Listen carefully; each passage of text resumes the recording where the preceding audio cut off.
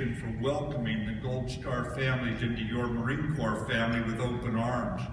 And to all the families of our fallen, I want you to know that the thoughts of your loved ones live on in abundance with this crew here tonight, and we do not forget among the comrades that they fell with.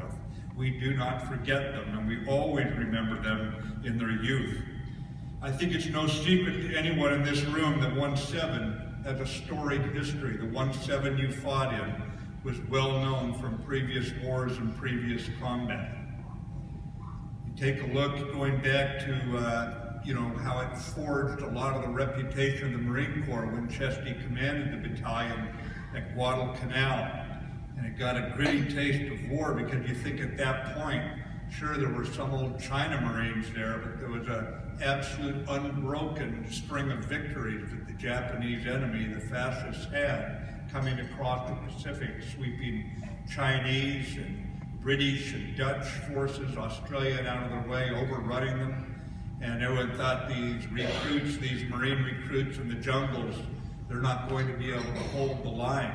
You can't do it. This is an army that can't be beat. All that idea that they were absolutely unbeatable.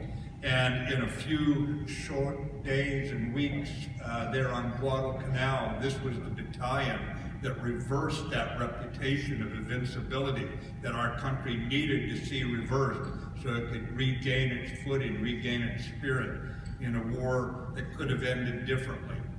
And 1-7 was absolutely in the front lines of ruining that reputation. It was first in ruining that reputation and giving the enemy a licking. Because when they held that line on Bloody Ridge, it was one man for every 5 meters. They were strung out over a mile of that ridge. And that experience prompted the first use of Suicide Charlie. Where's the Charlie Company guys? Suicide Charlie, for the first time, rages that guidon with the skull and crossbones on Bloody Ridge, and makes it be known to the Japanese, this far and no further. And they refused them at that point any chance of victory.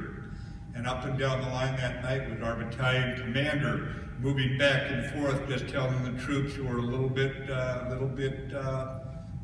off plumb right then, look at the waves of enemy coming at you, everything's going to be all right. And what Chesty said that night, and what his Marines and Navy corpsmen proved that night, was something that 1-7 continued to prove over its storied career. And through good times and bad, and loyalty counts most, of course, when the times are bad. And moving on, after World War II and the Bloody Island battles, they landed Incheon in Korea. The Marines were ready when the nation was least ready. And they were there at Chosin Reservoir, and it was 1-7 that fought its way over the hills to Fox Company 2-7 that was holding Tok Tong Pass and opened the escape route back to the sea for the 1st Marine Division, a division I would one day get the opportunity to command. Along the way, they earned 8 medals of honor came out of our battalion. And then they answered the call, of course, that you all answered, the one for Vietnam, when you, in your youth, looked beyond all the hot political rhetoric and you rallied to the flag. You came in and you signed that blank check payable to the American people with your lives. We believe in the Marine Corps, and I believe the country is coming to understand this. It didn't at the time that you served valiantly, as you scored resounding victories in Vietnam in a very gritty war, and that includes a very major ground battle early in the war that set the enemy back on their heels there and bought time. And had we not pulled out of Vietnam, it's possible that whole history would be something written differently after what you did at Chu Lai, where you're fearlessly beating back the enemy in the Mini Tet offensive, and your valor was not many at all in that offensive that you took to the enemy. And I would also say on Hill 52 or Happy Valley and Charlie Ridge, and I can go on about this, about the Song Vu Gia River and the Song Kong River, and what you did on those operations there, and it's still written into our Corps' history. It is understood, and you wrote it. And I don't think you need me, even as Secretary of Defense, to tell you that your names are solidified in history with the hardest and the toughest Marines we ever had. You were indeed tougher than petrified woodpecker lips.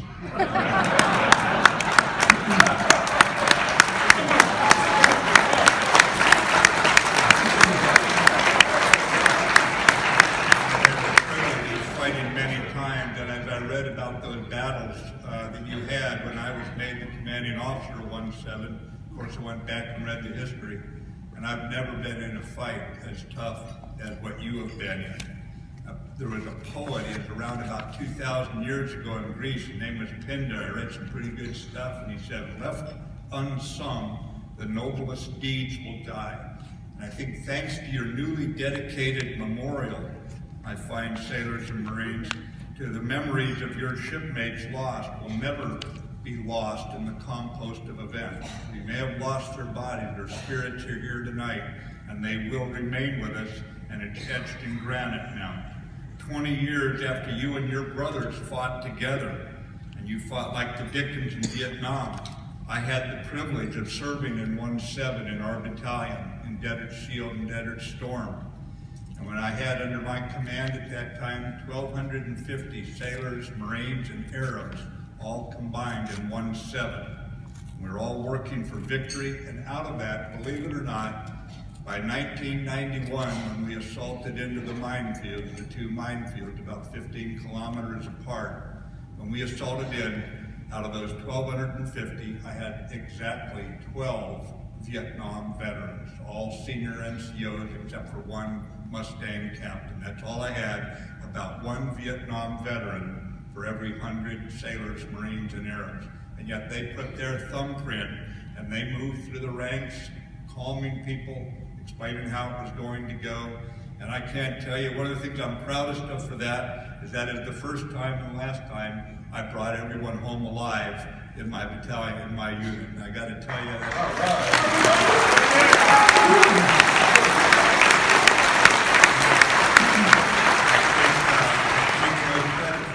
was the primary assault battalion for the 23,000 sailors and Marines invading into Kuwait. They were the ones who had to open the way through the minefields twice for them. In fact, there was no follow-on mission. We were expected to be so used up by the second one, we had no follow-on mission, and they knew what was expected.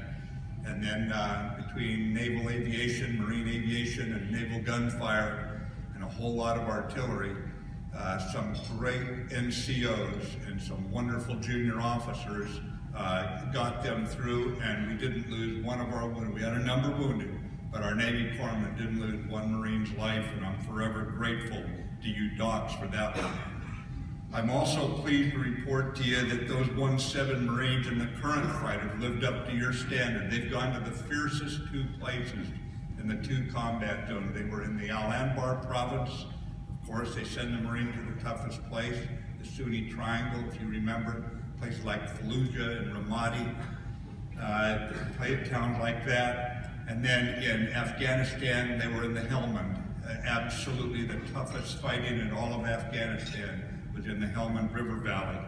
And I first went in there with Marines right after 9/11, and they were still fighting there, and they're fighting there still tonight. Today, they're advisors to the Afghan boys, and there's nothing that brings more of the manhood out in those Afghan boys than having Marines right beside them with a radio calling close air support, or training them, putting them through rehearsals before they head out on the fight.